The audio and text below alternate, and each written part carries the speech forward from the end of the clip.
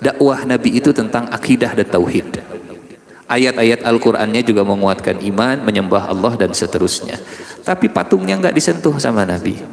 Tidak dibersihkan Ka'bah dari berhala selama di Mekah, padahal dakwahnya dakwah tauhid, dakwah akidah, ngajak untuk la ilaha illallah, tidak ada sesembahan kecuali Allah. Kapan berhalanya baru disingkirkan? Fathu Mekah. Fathu Mekah itu kalau dihitung dari pertama kali Nabi menerima wahyu, Fathu Mekah itu di tahun ke-8 Hijriyah. 8 Hijriyah artinya 8 tahun setelah Nabi hijrah. Nabi itu hijrah di usia 53 tahun.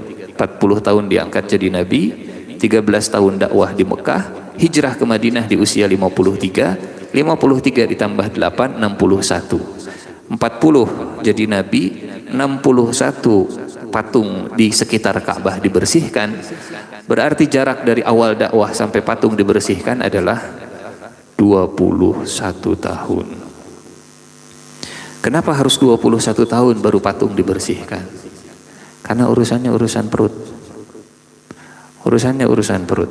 Urusan maslahat dibalik sesembahan berhala. Gitu. Urusannya urusan itu. Jadi saat keyakinan mereka, saat keimanan mereka sudah kokoh dan Rasulullah melihat ini sudah siap, maka baru sesembahannya, patung-patungnya dibersihkan oleh Rasulullah Sallallahu Alaihi Wasallam dari sekitar Ka'bah. Pusat perekonomian, pusat pemuka agama dan wilayah paling aman. Saking amannya, kalau ada orang yang membunuh, nauzubillah, membunuh, tempat yang paling aman untuk melarikan diri dari keluarga pembunuh itu di Ka'bah. Jadi kalau ada orang kriminal datang ke Ka'bah, keluarga yang terbunuh itu mereka akan nunggu di luar. Saking penghormatannya, saking tinggi penghormatan kepada Ka'bah. Tunggu biarkan sampai dia keluar, kalau sudah keluar baru dieksekusi lagi. Aman, gitu ya. Aman dari semua kerusuhan. Ekonominya, agamanya, dan keamanannya. 3 hal inilah yang kemudian diringkas oleh Allah Subhanahu wa taala, disinggung oleh Allah Subhanahu wa taala dalam surat Quraisy. Falyabudu rabb hadzal bait alladzi at'amahum min ju' wa amanahum min khawf. Yang telah mengenyangkan kalian, menjaga kalian dari rasa lapar, kesejahteraannya bagus, kesejahteraannya tinggi, makmur. Alladzi at'amahum min ju' wa amanahum min khauf, dan telah memberikan kalian rasa aman, terjaga dari ketakutan. Pusat pemuka agama juga, karena Allah minta mereka jangan menyembah berhala, sembahlah pemilik Ka'bah ini. Falyabudu rabb hadzal bait alladzi at'amahum min ju'in wa amanahum min khauf. Bapak Ibu hadirin jamaah yang Allah muliakan, bisa kita bayangkan tantangan dakwahnya Nabi Muhammad sallallahu alaihi wasallam di kota Mekah yang ya istilah sekarang sudah stabil ekonominya, sudah stabil tata cara dalam keagamaannya, dan sudah stabil keamanannya. Makanya di saat Rasulullah Shallallahu Alaihi Wasallam mengajak kepada mereka meninggalkan penyembahan dan hanya menyembah Allah, inilah yang seringkali jadi alasan. Hai Muhammad, engkau ingin kami itu dihancur leburkan ekonominya, engkau ingin mengganggu perekonomian kami. Ini yang Allah firmankan dalam surat Al-Qasas, ya, yatakhattafun nasu min haulihim. Kata mereka saat Rasulullah Sallallahu Alaihi Wasallam mengajak, surat Al-Ankabut ayat 67. Awalam yarau anna ja'alna haraman aminan wa yutakhattafun nasu min haulihim afabil batili yu'minuna wa bi ni'matillahi yakfurun. Apakah mereka tidak memperhatikan bahwa kami telah menjadikan negeri mereka, tanah suci kota Mekah, negeri yang aman. Sedangkan manusia sekitarnya yutakhattafun nasu min haulihim. Manusia sekitarnya rampok merampok, curi mencuri, maling memaling, begal membegal. Afabil batili yu'minuna wa bi ni'matillahi yakfurun. Mengapa sesudah kenyataan yang benar mereka masih percaya kepada yang batil dan ingkar kepada nikmat Allah Subhanahu wa taala? Ini yang jadi alasan orang-orang Mekah. Hai Muhammad, kalau engkau mengajak kami meninggalkan penyembahan kepada berhala, sama saja engkau menginginkan kami itu dihancurkan dan dirampok seperti orang-orang lainnya. Balik lagi, maslahatnya yang tidak ingin terganggu. Apa yang membuat Abu Jahal tidak mau masuk Islam? Bukan Abu Jahal tidak tahu tentang Islam, bukan Abu Jahal tidak faham tentang kebenaran Islam, bukan Abu Jahal tidak yakin dengan kenubuwatan Muhammad sallallahu alaihi wasallam. Ini kisahnya saat Abu Jahal tiap malam datang ke rumah Nabi menyimak bacaan Quran, masyhur ceritanya ya. Berhari-hari, bermalam-malam Abu Jahal, Abu Sufyan dan Akhnas bin Syuraiq menyimak bacaan Qurannya Nabi. Ini pelajaran bahwa se-Abu Jahal, Abu Jahalnya Abu Jahal menikmati bacaan Al-Quran. Kalau yang tidak menikmati berarti, nah saya nggak ngomong ya, bapak-bapak yang ngomong. Abu Jahal. Kemudian ya, mereka dipertemukan oleh Allah. Abu Sufyan, Akhnas mengakui Al-Quran memang luar biasa. Yang dibawa oleh Muhammad itu dahsyat istimewa. Tapi kata Abu Jahal, enggak, saya dari kabilah Bani Makhzum, Muhammad dari kabilah Bani Hashim. Bani Makhzum, Bani Hashim, kafara sayrahan. Bani Makhzum dengan Bani Hashim itu seperti dua kuda yang sedang balapan. Rivalitasnya tinggi antara Bani Hashim dengan Bani Makhzum. Kalau kata Bani Makhzum, kami punya pujangga yang terkenal. Kata Bani Makhzum, oh kami juga bisa, kami juga punya. Bani Makhzum. Kata Bani Hashim, oh kami punya jagoan yang hebat, pahlawan yang hebat, pemberani yang dahsyat. Kata Bani Makhzum, kami juga ada yang begitu. Kata Bani Hashim, kami punya orang yang kaya. Kata Bani Makhzum, kami punya orang yang terkaya di kota Mekah. Walid bin Mughirah adalah orang yang paling kaya. Sekarang Bani Hashim mereka membanggakan diri, kami punya Nabi. Kata Bani Makhzum, kata Abu Jahal, dari mana Bani Makhzum akan mengaku-ngaku punya Nabi? Maka Abu Jahal kata dia, saya tidak akan mengikuti Muhammad. Jadi apa problematikanya? Problemnya bukan tidak tahu kebenaran, tapi lebih ke rivalitas, kesukuan gitu. Saya dari Bani Makhzum, Muhammad dari Bani Hashim. Bani Makhzum, Bani Hashim itu rivalitasnya tinggi, kita saingan, kita selevel lah. Kenapa saya yang dari Bani Makhzum harus jadi follower Muhammad yang dari Bani Hashim? Jadi yang menyebabkan Abu Jahal tidak mau mengikuti Rasulullah Sallallahu Alaihi Wasallam karena sentimen kesukuannya, karena gengsi Bani Makhzumannya gitu. Dan kisah-kisah Abu Jahal seperti ini berulang lagi kepada orang-orang Yahudi. Kenapa harus Muhammad yang jadi nabi? Kenapa kami harus mengikuti Muhammad? Kami kan ahli kitab. Kami kan turun-temurun dari kabilah kami itu ada para nabi. Kenapa sekarang dari orang-orang yang tidak bisa baca tulis yang jadi nabi? Oh, nggak mau. Jadi tidak mau mengikutinya. Ternyata bukan masalah tidak tahu kebenarannya. Ada hal lain yang menghalangi untuk menerima kebenaran.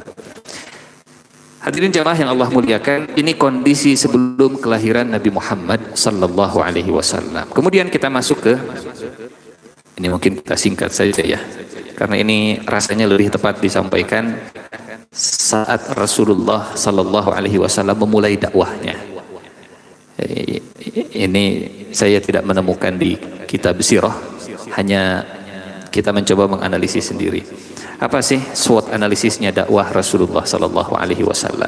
Kekuatan apa yang dimiliki oleh Nabi ketika beliau berdakwah? Pertama, kemampuan bahasa.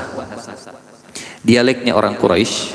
Jadi bahasa Arab itu memang satu, tapi logat dan dialeknya berbeda-beda. Dan yang paling difahami oleh orang Quraisy, yang paling difahami oleh orang Arab secara umum adalah dialeknya orang Quraisy. Bahasa Arab Quraisy itu Bapak Ibu, kalau saya memaknainya seperti bahasa Indonesia bagi seluruh suku bangsa di Indonesia. Setiap suku bangsa di kita punya bahasa masing-masing gitu. Bahkan bahasa Sunda juga beda-beda. Antara Sunda Banten, Sunda Tasik dengan Sunda Cirebon gitu. Tapi yang bisa menyatukan kita dari Sabang sampai Merauke dalam berbahasa adalah bahasa Indonesia. Saya tidak bisa bahasa Gayo, saya Aceh pakai bahasa Indonesia, nyambung di sana. Saya tidak bisa bahasa Jawa, saya ke Jawa pakai bahasa Indonesia, nyambung bicara di sana. Kurang lebih itulah bahasanya orang Arab Quraisy yang bisa difahami oleh mayoritas oleh orang-orang Arab. Apa rahasianya?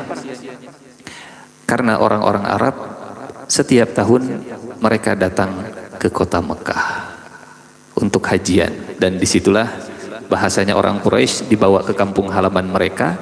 Mereka mengerti, mereka faham dialognya orang Quraisy. Dan kenapa Allah turunkan Al-Quran dengan dialeknya orang Quraisy? Supaya mudah difahami oleh orang-orang sekitarnya juga. Hadirin jamaah yang Allah muliakan, ini yang pertama. Secara bahasa, Rasulullah Shallallahu Alaihi Wasallam itu punya kekuatan. Komunikasi itu menjadi kekuatan yang dimiliki oleh Nabi. Yang kedua, tidak pernah dijajah. Mentalnya bukan mental terjajah. Dan ini jadi kekuatan tersendiri. Kenapa? Kalau seorang Nabi dan para sahabat mentalnya terjajah, susah untuk membawa Islam dan percaya dirinya akan kurang. Pasti kurang. Ingin menawarkan ajarannya itu kurang karena mentalnya terjajah. Ini Allah menakdirkan Nabi Muhammad sallallahu alaihi wasallam tinggal di tengah padang pasir yang jauh dari peradaban besar. Salah satu hikmahnya karena peradaban besar seperti Romawi dan Persia, mereka ngapain harus menganeksasi, menjajah kota Mekah gitu. Jauh-jauh lewat padang pasir, tentara akan capek, mati dan kehabisan bekal. Setelah itu menguasai Mekah, apa yang bisa dimiliki? Tapi itulah cara Allah menjaga mentalitas para sahabat. Mereka merdeka. Mereka leluasa untuk bertindak, punya mindset yang bebas, sehingga kemampuan untuk berekspansinya juga dahsyat luar biasa. Orang merdeka. Saya lupa sudah cerita atau belum, gambaran bagaimana para sahabat itu punya jiwa yang merdeka, tidak tertekan dengan kebesaran jabatan dan seterusnya. Dan ini diajarkan juga oleh Nabi. Kalau sudah pernah diceritakan apa pakai ulang ya. Nabi sedang duduk, di sebelah kanannya ada anak kecil. Di depan Rasulullah di majelis tersebut ada para pembesar, tokoh, pejabat dan seterusnya. Kemudian Rasulullah minta dibawakan air minum. Datang air minum.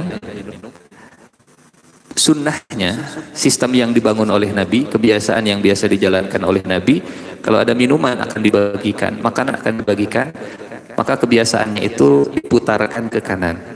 Kanan, ke kanan, ke kanan, ke kanan. Sunnahnya tayammun, sunnahnya ke kanan. Tapi di kanan, anak kecil. Di kiri, di depan, pejabat, tokoh, pembesar. Kira-kira kalau kita di posisi saat itu, siapa yang akan kita prioritaskan? Para pembesar atau yang ada di kanan, tapi anak kecil? Siapa yang akan kita dahulukan?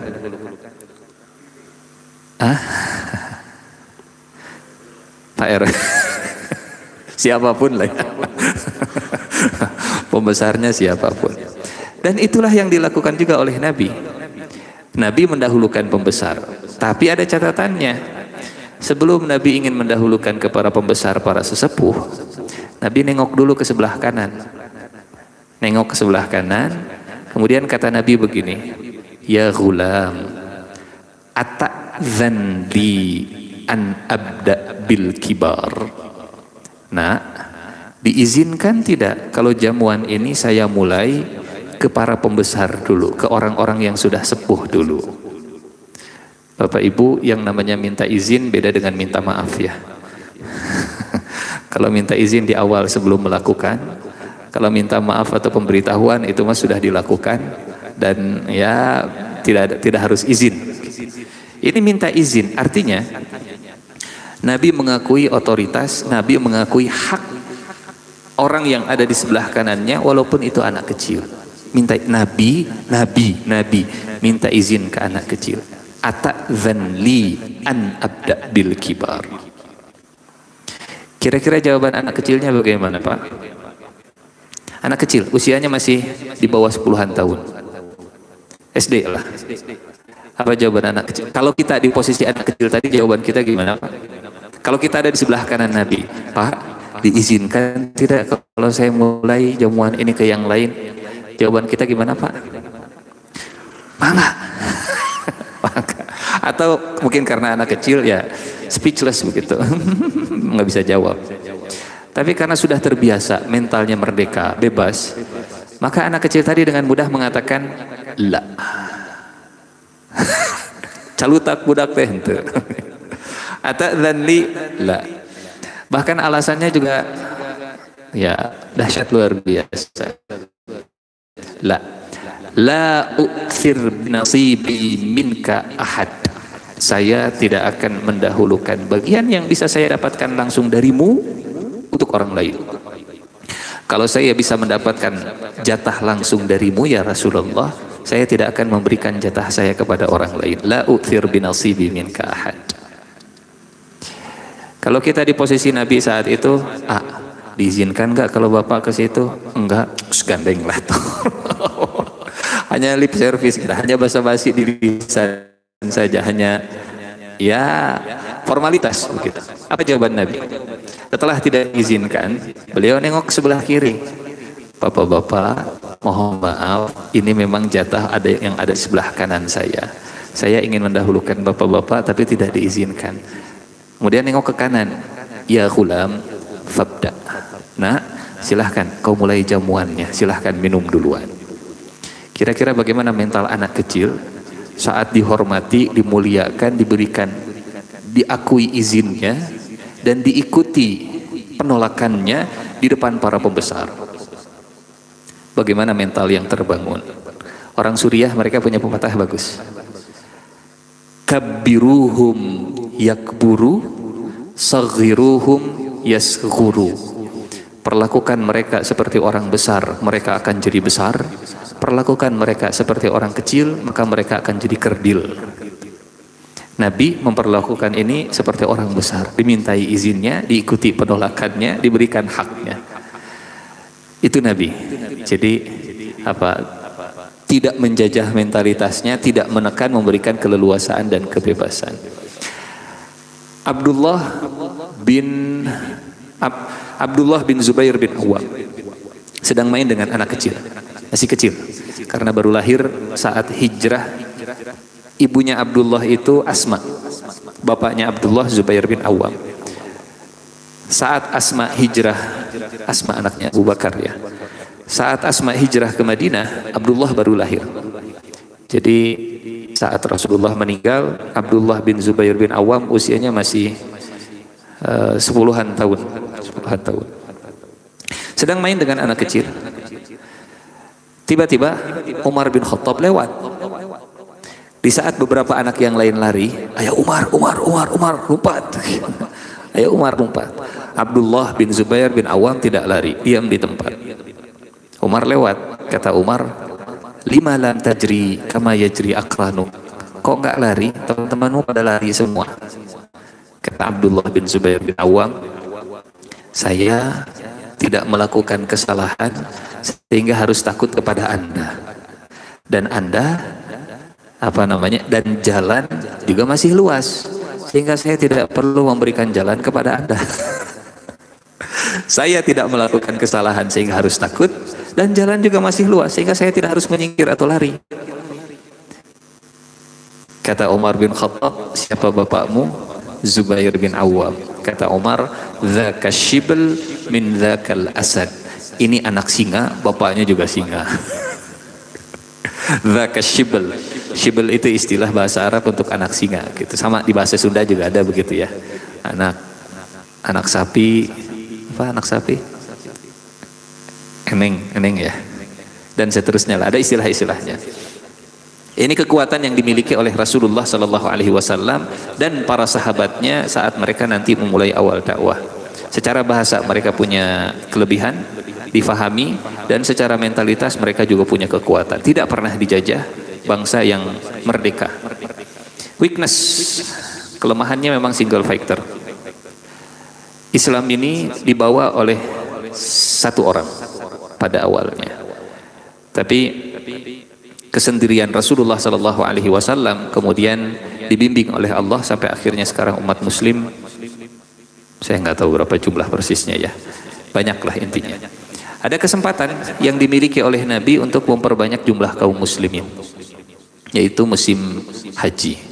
Nabi tidak perlu capek-capek keliling ke seluruh jazirah Arab, karena orang jazirah Arab mereka datang sendiri ke kota Mekah. Dan itu kesempatan yang akan dimaksimalkan oleh Rasulullah Sallallahu Alaihi Wasallam. Mungkin kalau bahasa sekarang, Nabi tidak perlu ngider berdakwah, karena mereka juga akan datang ke tempatnya Nabi. Cukup di markas itulah Rasulullah mendakwahi mereka. Yang terakhir tantangannya adalah kejahiliahan yang sudah kita sampaikan di pertemuan terakhir sebelum bulan Ramadan. Ini oret-oretan kecil tentang analisis dakwahnya Rasulullah Sallallahu Alaihi Wasallam. Tentunya masih banyak yang bisa kita masukkan. Nah, Bapak Ibu hadirin jamaah yang Allah muliakan, kita tutup kajian hari ini dengan kelahiran Nabi Muhammad Sallallahu Alaihi Wasallam. Kata Imam As-Suyuti, kelahiran Nabi Muhammad Sallallahu Alaihi Wasallam itu terjadi 50 hari setelah Allah menghancurkan pasukan gajah. 50 hari berarti saat terjadi penghancuran pasukan gajah, usia Rasulullah Sallallahu Alaihi Wasallam dalam kandungan itu sekitar 7 bulanan, kurang lebih 7 bulan. Ada hal yang menarik.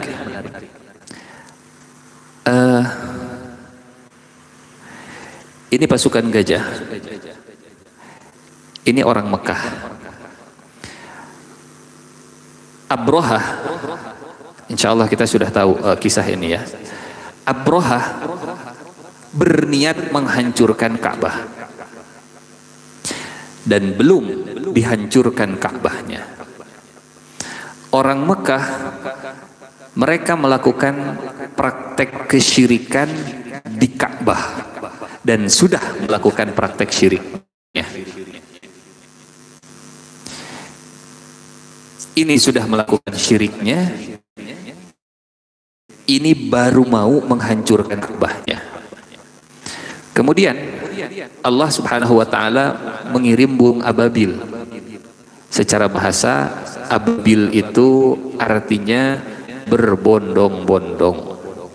Jadi bukan jenis burung, bukan nama burung, tapi berbondong-bondong. Apa jenis burungnya? Wallahu a'lam bishawab. Jadi kalau kita konvoi touring ke Pangandaran naik mobil, itu namanya mobil ababil. Ababil secara bahasa artinya berbondong-bondong. Jenis burungnya apa? Wallahu a'lam bishawab. Tayran ababil. Datang burung ababil, masing-masing membawa batu. 2 di paruh, 1 di paruh, 2 di kaki. Punten. Ini orang Mekah sudah melakukan praktek kesyirikan di Ka'bah. Bapak Ibu punten.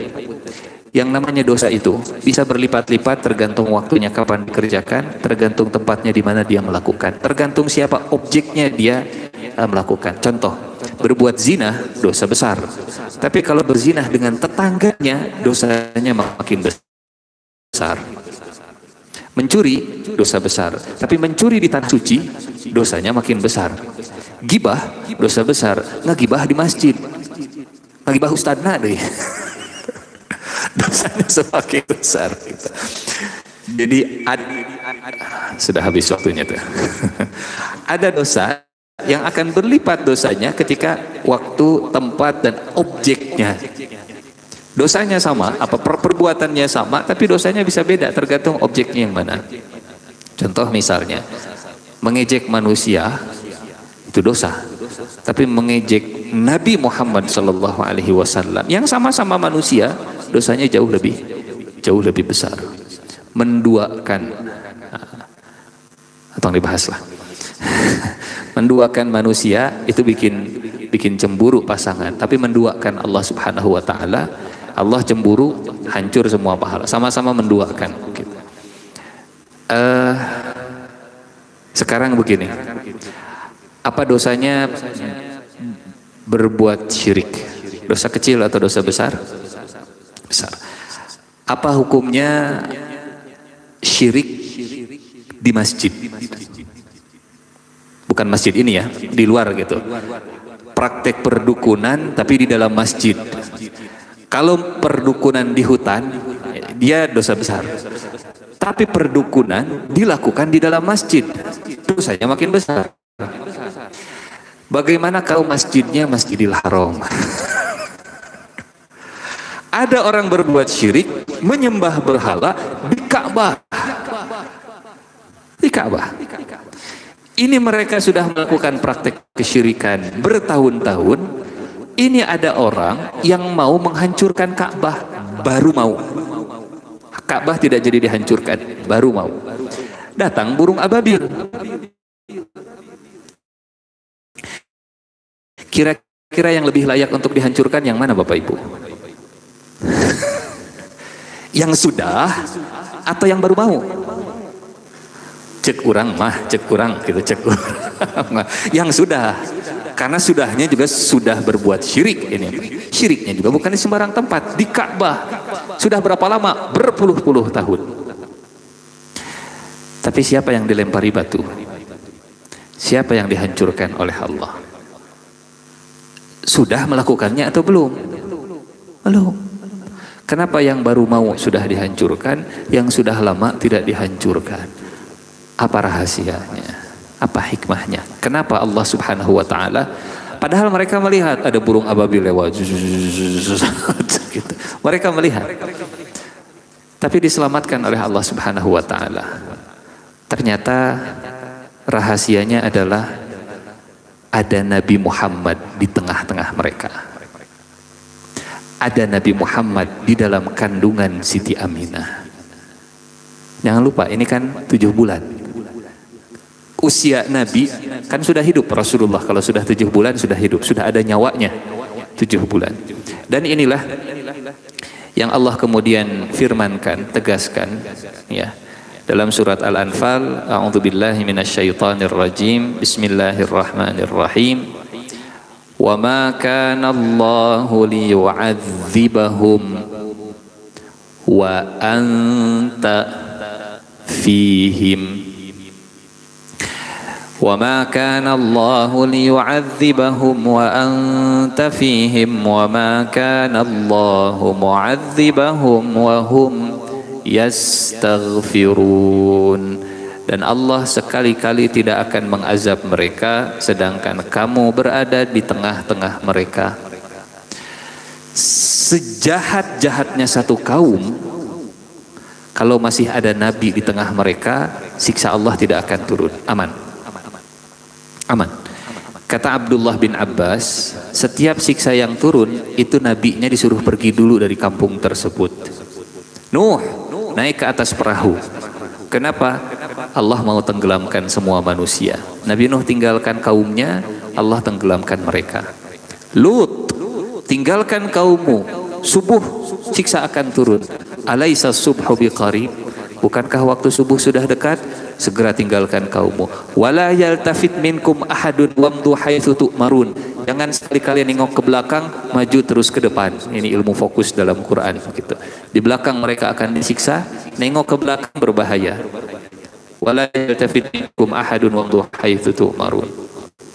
Nabi Musa tinggalkan Mesir. Tinggalkan subhanahu wa ta'ala. Sallallahu alaihi wasallam. Kurang jahat apa Abu Jahal? Kurang kasar apa Abu Lahab? Kurang keras bagaimana permusuhan orang-orang musyrik Mekah? Tapi siksa Allah tidak diturunkan di Mekah. Kenapa? wa ma kana Allahu liyu'adzibahum wa anta fihim. Keberadaan seorang nabi di tengah umatnya jadi tameng, pelindung, payung dari murka Allah Subhanahu wa ta'ala. Bagaimana kalau nabinya sudah tidak ada? Mudah-mudahan ajaran nabinya juga jadi tameng gitu. Di rumah kita memang tidak ada Nabi Muhammad sallallahu alaihi wasallam, tapi di rumah kita mudah-mudahan ada ajaran Nabi Muhammad, ada sunnah-sunnahnya Nabi Muhammad sallallahu alaihi wasallam. Kalaupun tidak ada nabinya, kita masih belum bisa mengaplikasikan, menjalankan ajaran-ajarannya, sunnah-sunnahnya, maka ada yang ketiga. Wa ma kana Allahu mu'adzibahum wa hum yastaghfirun. Ini ada hal yang menarik kalau kita mengkaji ayatnya dalam bahasa Arab. Di kalimat yang pertama, penggalan kalimat yang pertama liyu'adzibahum. Penggalan kalimat yang kedua mu'adzibahum. Liyu'adzibahum itu kata kerja. Mu'adzibahum itu kata benda. Yu'adzib mengazab, mu'adzib yang mengazab, pelakunya. Memukul, pemukul. Mencuri, pencuri. Kalau dalam bahasa, saya kira dalam bahasa Indonesia juga sama. Kata kerja itu terkait dengan waktu. Kata benda tidak terkait dengan waktu. Kalau terkait dengan waktu bisa berubah-ubah seiring dengan waktu. Misal minum. Minum kata kerja terkait dengan waktu. Maka pantas kalau sebelum kata minum ada kata yang terkait dengan waktu. Sudah minum, sedang minum, belum minum. Tapi kalau kata benda tidak terkait dengan waktu sehingga nggak cocok. Meja, sudah meja berarti cocok. Sedang meja tidak cocok. Sudah meja juga nggak cocok gitu. Artinya kalau kata benda nggak akan berubah-berubah. Kalau kata kerja bisa berubah-berubah. Apa maknanya? Allah bisa berubah. Yang tadinya tidak mengazab bisa jadi mengazab. Kalau nabinya sudah tidak ada di tengah-tengah kalian, bisa berubah gitu.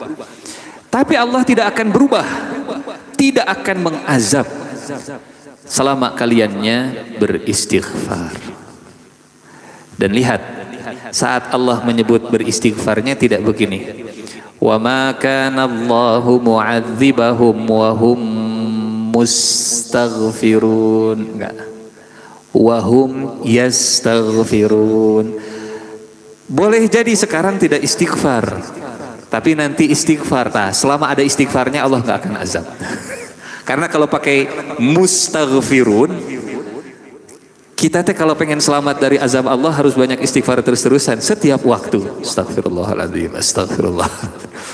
Tapi karena pakai kata yastaghfirun, mungkin saat ini kita istighfar, nanti tidak, nanti istighfar lagi, nanti tidak. Kata kerja itu berubah seiring dengan waktu. Jadi Masya Allah, Allah memilih bahasa Al-Quran dengan bahasa Arab karena ada banyak rahasia yang bisa kita gali di sana. Wa ma kana Allahu liyu'adzibahum wa anta fihim wa ma kana Allahu mu'adzibahum wa hum yastaghfirun. Lahirlah Nabi Muhammad sallallahu alaihi wasallam di hari Senin. Bapak Ibu, Senin ini hari yang istimewa ya. Lahirnya Nabi Senin, turun wahyu pertama kali Senin, hijrahnya Nabi sampai ke Madinah juga Senin. Kalau kita memang cinta kepada Nabi, maka jangan membenci hari Senin. I hate Monday. I hate Monday. Hari Senin hari yang istimewa bagi Nabi kita. Hari Senin hari yang istimewa, hari yang spesial luar biasa. Banyak peristiwa-peristiwa yang dimuliakan, diistimewakan oleh Nabi di hari Senin. Lahirnya disepakati bulan Rabiul Awal harinya juga disepakati hari Senin, tanggalnya ada sedikit perbedaan pendapat. Yang masyhur tanggal 12. Tapi ada ulama juga yang mengatakan tanggal 9. Yang jelas tidak di tanggal-tanggal awal, tidak di tanggal-tanggal akhir, tapi di tengah-tengah bulan. Bapak Ibu yang Allah muliakan, ini menarik. Lahirnya itu saat matahari terbit, fajar terbit, matahari terbit, pagi hari, di pertengahan bulan, di bulan Rabiul Awal. Rabi' artinya musim semi. Pertengahan bulan artinya bulan purnama. Pagi hari artinya matahari sedang terbit, cahaya matahari itu siap mengusir kegelapan malam hari. Pemilihan waktu yang punya isyarat makna begitu luar biasa. Ada ayat di dalam Al-Quran begini, di surat Al-Ahzab, ya. A'udzu billahi minasyaitonir rajim. Bismillahirrahmanirrahim. Ya ayyuhan nabiyyu inna arsalnaka syahidan wa mubasysyiran wa nadhira wa da'iyan ila Allahi biiznihi wa sirajan munira. Wahai Nabi, kami mengutusmu untuk menjadi saksi, pembawa kabar gembira dan pemberi peringatan, untuk menyeru kepada Allah dengan izinnya. Ini tolong digarisbawahi. Wa sirajan munira, dan untuk jadi cahaya yang menerangi. Di dalam Al-Quran, siraj itu biasa digunakan oleh Allah untuk sifat matahari. Matahari bahasa Arabnya syamsun, sifat cahayanya yang panas, terang, siraj bahasa Arabnya. Munir itu sifat cahaya bulan.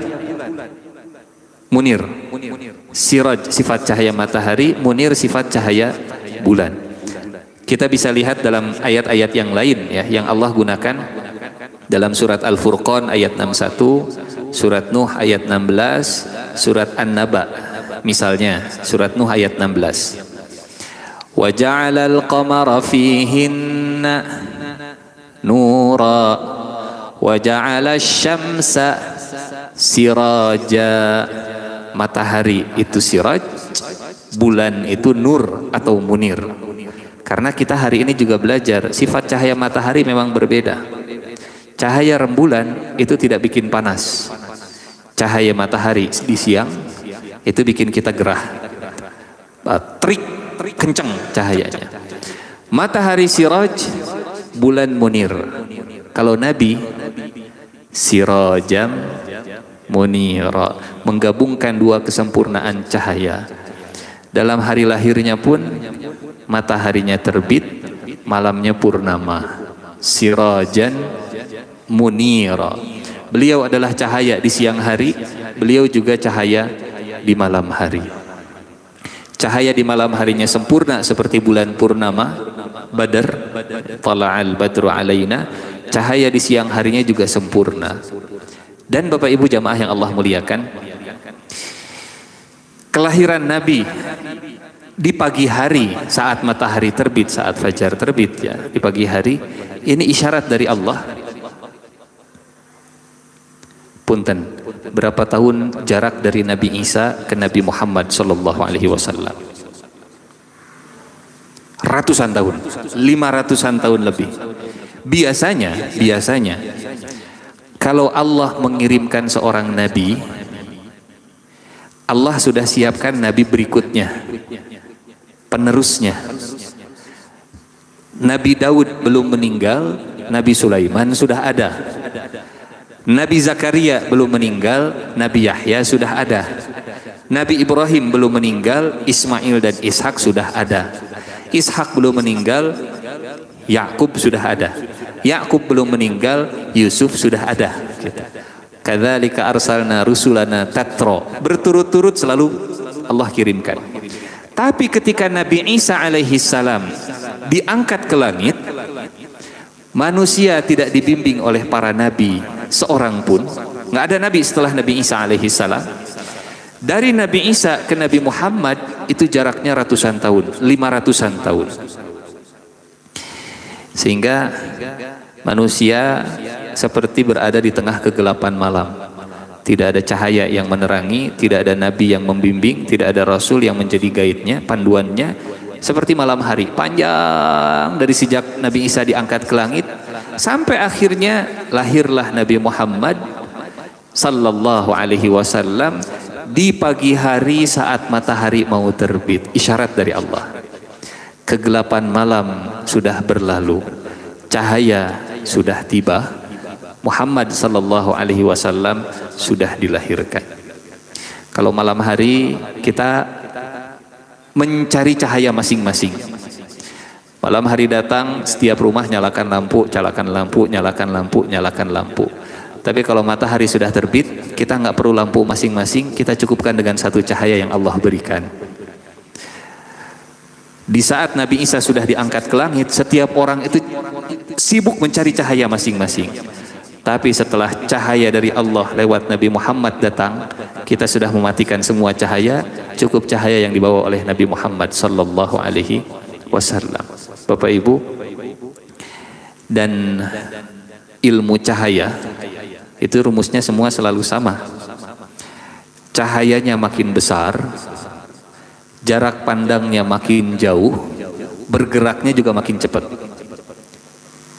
Cahaya makin kecil, makin redup, jarak pandang semakin pendek, bergeraknya juga akan semakin lambat.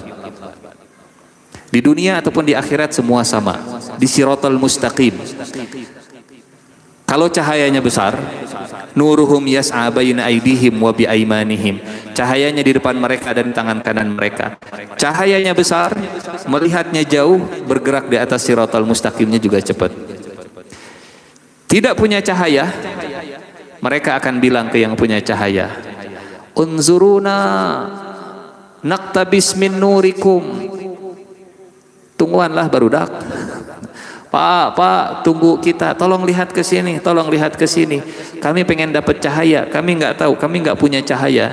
Seperti kita jalan di pematang sawah, yang pegang senter malah yang di depan, gitu. Yang di belakang gelap, kata mereka, pang nyenterankeun lah. Unzuruna naqtabis min nurikum. Datang malaikat, kata malaikat, irji'u, mundur. Irji'u wara'akum faltamisu nura. Mundur, cari cahaya sendiri. Jangan ikut-ikutan cahaya orang. Mundur, cari cahaya sendiri. Irji'u wara'akum faltamisu nura. Faduriba bainahum bisurin lahu babun batinuhu fihi rahmah wa zahiruhu min qibalihil adab yunadunahum alam nakum ma'akum qalu bala walakinnakum fatantum anfusakum wa tarabbastum wartabtum wa gharratkumul amaniyyu hatta jaa amrullahi wa gharrakum billahil gharur.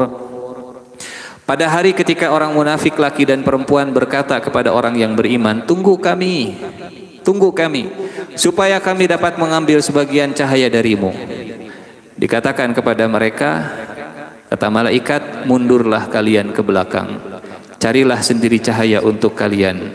Lalu dibangunlah dinding pemisah yang punya pintu, di dalamnya ada rahmat, di luarnya ada siksa. Kemudian mereka memanggil orang yang beriman, bukankah kita dulu bersama-sama? Alam nakum ma'akum. Dijawab oleh orang beriman, benar, tapi kalian mencelakakan diri kalian sendiri, menunggu kehancuran kami, dan kalian ragu serta ditipu oleh angan-angan kosong, sehingga datanglah ketetapan Allah, dan kalian telah ditipu terhadap Allah oleh syaitan yang amat penipu. Jadi ilmu cahaya bukan hanya ilmu dunia, tapi ilmu akhirat juga. Bahkan ilmu cahaya yang ada di dalam Al-Quran itu kita hari ini mempraktekannya. Ada surat di Al-Quran namanya surat cahaya, An-Nur. ayat ke berapa, 35. Allahu nurus samawati wal ard mathalu nurihi kamishkatin fiha misbah al-misbahu fi zujajah az-zujajatu ka'annaha kawkabun durriyyun yuqadu min syajaratin mubarakah. Bapak Ibu, kalau kita melihat lampu mobil itu mengingatkan kita kepada ayat ini. Kita lihat terjemahannya ya. Allah adalah pemberi cahaya kepada langit dan bumi. Perumpamaan cahaya Allah seperti sebuah lubang yang tidak tembus, yang di dalamnya ada pelita besar.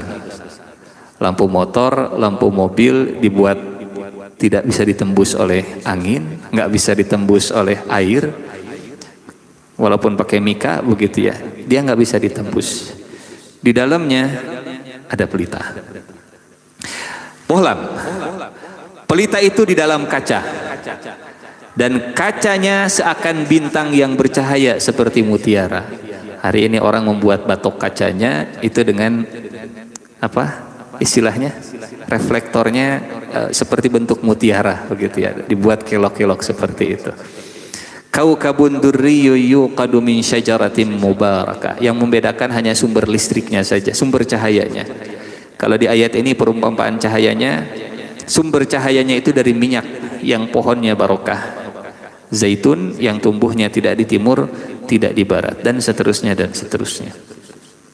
Hadirin jamaah yang Allah muliakan, persis di hari Senin 12 Rabiul Awal tahun 570 Masehi dilahirkanlah seorang bayi yang sebelum dilahirkan ibunya mimpi melihat ada cahaya lagi keluar dari perutnya, naik ke langit Mekah, bersinar kota Mekah, cahayanya pergi ke negeri Syam bercahaya, kemudian cahayanya masuk lagi ke dalam perut ibunya. Itu mimpi Siti Aminah sebelum melahirkan Nabi Muhammad sallallahu alaihi wasallam. Lahir Nabi dibawa oleh kakeknya karena bapaknya sudah meninggal dunia, dibawa ke Ka'bah, ditanya oleh orang Mekah, "Ya Abdul Muttalib, bima tusammi ibnak?" Cucumu, anakmu mau dikasih nama siapa? Kata Abdul Muttalib, seolah Allah yang memberi ilham untuk menjawab pertanyaan tadi. Kata Abdul Muttalib, sammaituhu Muhammada. Saya kasih cucu saya ini nama Muhammad. Kata orang-orang Mekah, walima raghibta an asma'i abaihi. Kenapa engkau tidak menggunakan nama neneknya, nama bapaknya, nama nenek moyangnya? Kenapa tidak mengabadikan nama bapaknya? Orang Arab biasa ngasih nama anak dengan nama dirinya. Biasa. Misal nama saya Ihsan, saya kasih nama anak saya Ihsan, begitu biasa. Atau nama bapak saya Tajuddin, saya kasih nama anak saya Tajuddin. Itu biasa. Kalau di kita kan bisi calutak begitunya. Pas kumpul lebaran manggil nama anak dengan nama bapak kita sendiri. Di Arab biasa, kebiasaan mereka. Kata orang Mekah, walima raghibta an asma'i abaihi. Kenapa engkau tidak kasih nama dengan nama nenek moyangnya, nama bapaknya? Jawaban Abdul Muttalib, harapan orang tua kepada anak yang jadi doa. Jadi jangan main-main memberi nama anak, karena di balik nama ada doa. Walaupun kata penyair barat, kata William Shakespeare, apalah arti sebuah nama? Bagi kita, arti sebuah nama adalah doa. Kata Abdul Muttalib begini, sammaituhu Muhammadan liyuhmad fis sama min ahli sama wa yuhmad fil ardi min ahlil ard. Saya kasih namanya Muhammad yang terpuji, supaya dia terpuji oleh penduduk langit dan dia terpuji di bumi oleh penduduk bumi. Berawal dari harapan, akhirnya jadi kenyataan. Terpuji di langit, terpuji di bumi. Muhammad. Dan Allah menakdirkan kita jadi umat yang terpuji. Umat Muhammad artinya umat yang, pertanyaannya, sudah terpujikah kita? Kalau kita ingin diaku umat yang terpuji, sudah terpujikah kita? Bukan terpuji di hadapan manusia yang pertama, tapi terpuji di hadapan Allah Subhanahu wa ta'ala. Dan Allah senang, sebagai penutup, Allah senang menutup segala sesuatu dengan pujian. Selesai makan, alhamdulillah. Selesai minum, alhamdulillah. Selesai bekerja, alhamdulillah. Selesai kajian, alhamdulillah. Selesai kenabian, alhamdulillah. Allah senang menutup segala sesuatu dengan pujian. Maka Nabi penutup, Nabi yang terpuji, Muhammad. Artinya, kalau kita juga ingin menutup segala sesuatu, termasuk menutup kehidupan kita, mudah-mudahan umat Muhammad adalah umat yang menutup segala sesuatu, ditutup dengan pujian. Husnul khatimah. Bekerja di satu tempat, keluar dari tempat tersebut, kalau kita umat Muhammad, kita menutup resainnya dalam keadaan yang terpuji. Meninggalkan dunia juga dalam keadaan yang terpuji. Mengakhiri rumah tangga, kalaupun harus berakhir, berakhir dengan yang terpuji. Umat Muhammad adalah umat yang terpuji, terpuji dalam penutupannya. Mungkin di awal mah tidak bagus, tapi yang terpenting mudah-mudahan di akhirnya harus bagus. Daripada bagus di awal, jelek di akhir, mending bagus di awal, bagus di akhir. Atau minimalnya ya nggak bagus di awal, tapi bagus di umat Muhammad adalah umat yang akhirnya itu terpuji, endingnya itu terpuji. Save the best for the last. Menyimpan yang terbaik untuk yang terakhir. Ini yang bisa saya sampaikan untuk tema kita pada pagi hari ini. Sebelum ditutup, saya kembalikan dulu Ustaz Mangga. Assalamualaikum warahmatullahi wabarakatuh. Waalaikumsalam warahmatullahi wabarakatuh. Terima kasih Ustaz, luar biasa di hari ini, pagi ini. Ya, sehingga mudah-mudahan tapi tidak jadi penutup ya, insyaallah ya. Justru malah ini menjadi awal dari bagaimana sirah nabinya. Ya, sejarah yang nabi kita yang tadi sudah diungkap begitu sangat lebar dan luas beserta dengan ayat yang keterangan yang begitu sangat meyakinkan dan yakin buat kita atas kebenarannya. Mungkin ada beberapa menit kembali kesempatan kepada jamaah apabila ada yang mau bertanya. Ini, Pak Joni sudah menyiapkan bubur katanya gitu, tapi hadiahnya hari ini mah bubur gitunya. Ada yang mau bertanya, silakan Bapak Ibu. Iya, mangga Pak Yusuf.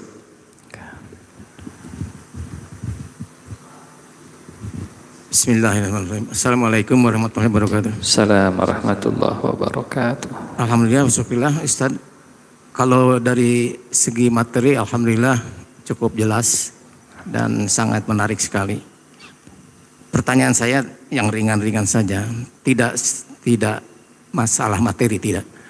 Tadi Ustadz mengatakan bahwa 7 pemuda di Gua Kahfi itu ya, salah satu, bukan salah satu, yang menemani beliau-beliau itu adalah seekor anjing gitu ya.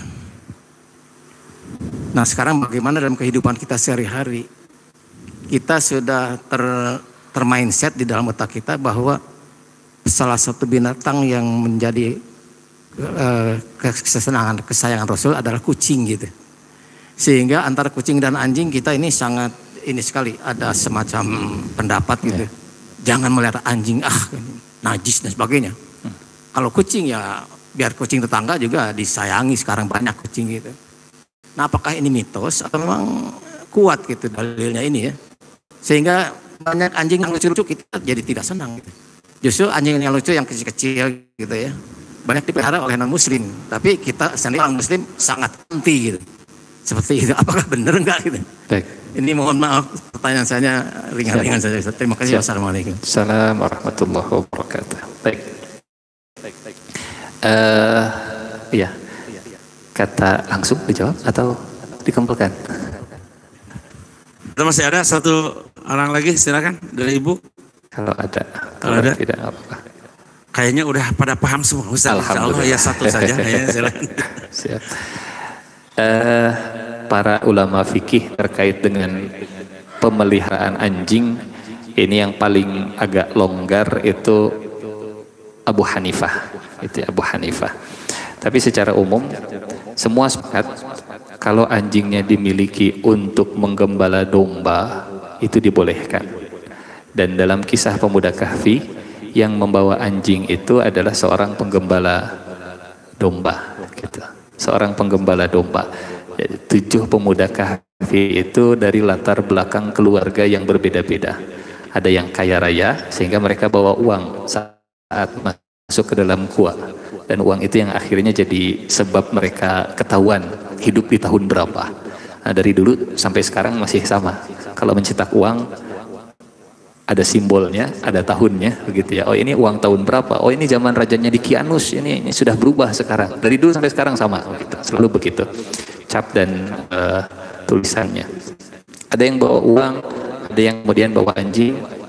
Anjingnya digunakan untuk menggembala domba. Bahkan di dalam Al-Quran sendiri, anjing itu diceritakan. Anjing untuk berburu. Hukumnya berbeda antara anjing yang diajarkan berburu dengan punten. Kalau ada anjing yang menggigit buruan tapi tidak diajarkan oleh manusia. Nanti bisa dikaji surat Al-Maidah gitu. Misal ada hewan buruan digigit oleh anjing dengan hewan buruan yang anjingnya memang dilatih untuk menggigit hewan buruan. Para ulama membedakan hukumnya. Berangkat dari ayat Al-Quran, mukallibina tu'allimunahunna mimma 'allamakumullah. Sehingga punten, anjing saja kalau punya ilmu itu derajatnya lebih tinggi daripada anjing yang nggak dikasih ilmunya. Nah, terkait dengan kepemilikan anjing, selain untuk berburu, selain untuk menggembala, ya, selain untuk kalau hari ini mungkin untuk keperluan forensik, gitu ya. Anjing yang dimiliki di rumah, memang ada hadis yang tegas dari Nabi bahwa malaikat itu tidak akan masuk ke rumah yang di situ ada anjing. Sementara malaikat insya Allah akan jadi pembawa barokah. Apa Ustadz Abi Mas sieun maot keun we meh malaikat Ijrail teh sumping. Akhirnya pelihara anjing. Itu lain cerita gitu ya. Malah digigit anjing. Karena yang nyuruh anjingnya juga malaikat Ijrail. Yang pangagigilkeun. Jadi malaikat yang tidak akan masuk ke dalam rumah itu malaikat rahmat, malaikat pembawa barokah gitu. Jadi bukan berarti tidak boleh sama sekali memiliki anjing, tapi fungsi dan tujuan saat kita memiliki anjingnya itu yang menjadi guidance-nya gitu ya, panduannya. Wallahu a'lam bishawab. Wallahu a'lam bishawab. Enggak. Alhamdulillahirabbil alamin. Sikap Pak Yusufnya yang penting anjingnya yang 4 kakinya, jangan anjing yang 2 kaki. Itu mah nggak bener. Walaupun boleh dipiara ya, tapi itu nggak bener yang ya. Baik, alhamdulillahirabbil alamin, Bapak Ibu, pada pagi ini yang sangat berbahagia dan kita mendapatkan ilmu yang luar biasa. Walaupun tadi Ustadz ya yang namanya Ashabul Kahfi disertai dengan anjing Pak, diharamkan itu pada zaman Rasulullah Nabi Muhammad, syariat Nabi Muhammad dulu mah belum diharamkan gitu katanya. Ini juga. Ya tadi secara gamblang oleh Ustadz memang betul gitu, anjing itu yang mana yang boleh gitu. Kalau seperti Pak Bambang gitunya punya peternakan sapi, terus ada penjaganya anjing itu boleh. Tapi kalau Pak Yusuf di bumi nata yang mermot acan aja naon atuh gitunya. Apalagi dilatih dulu. Ya, baik Bapak Ibu rahimakumullah, alhamdulillahirabbil alamin, kita telah mengkaji suatu pelajaran yang agak jarang untuk kita kaji ya. Walaupun mungkin kita sering ada Rajab, ada Maulid Nabi, ada Rajab, tapi tidak sampai pada detail seperti ini dalam kajian sirah Nabi. Kita alhamdulillah dipertemukan dengan Ustadz yang memahami mengenai tentang sirah Nabawiyah.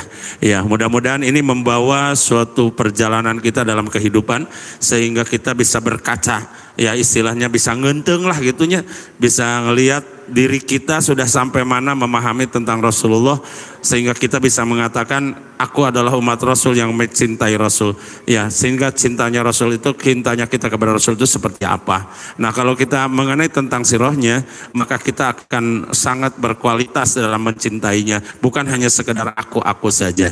Nah, mudah-mudahan dengan upaya kita memahami tentang sirah Nabi ini, kita akan lebih mencintai Rasulullah SAW sehingga mampu dan sanggup untuk mengamalkan apa yang diajarkannya, insyaallah. Amin.